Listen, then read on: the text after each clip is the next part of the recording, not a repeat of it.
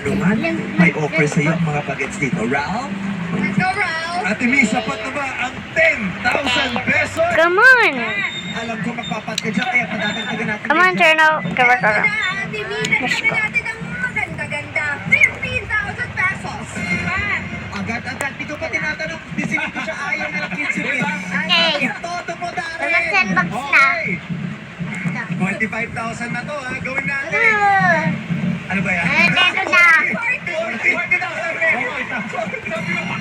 40,000 Ano? 40,000 pesos na po. Oh, wow. Mga 2 seconds ka.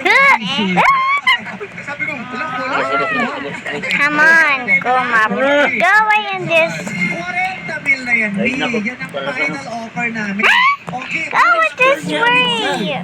Ate, 40,000 yan. Magkano kinikita mo sa isang araw?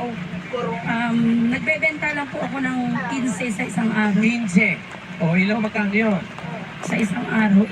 Pukulan ko na po yun, Hindi sir. mo ito 40,000. Ilang buwan mo yung kikitain? Hey, I wanna go.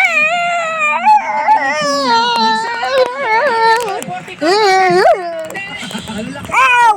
Aray ko, Grandma, si Yang Yang nagkurot sa akin, tapos si Yang Yang, tapos na ganyan ako. Yeah, yes, happy.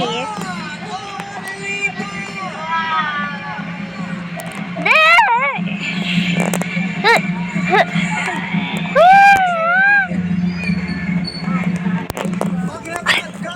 Tinanong kita at sinagot mo ng tama. 450,000 pesos! Bot!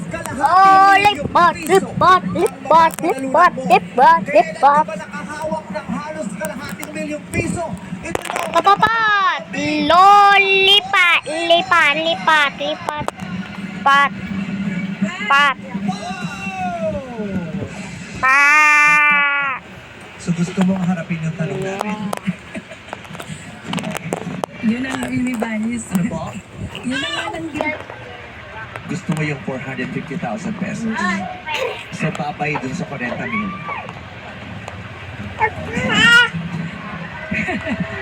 Kailangan mo na mag-desisyon.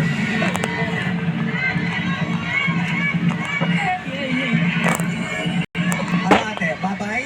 Sabihin mo lang babay. Game na. Ito, Ate Mi, Ano po ako? Wait.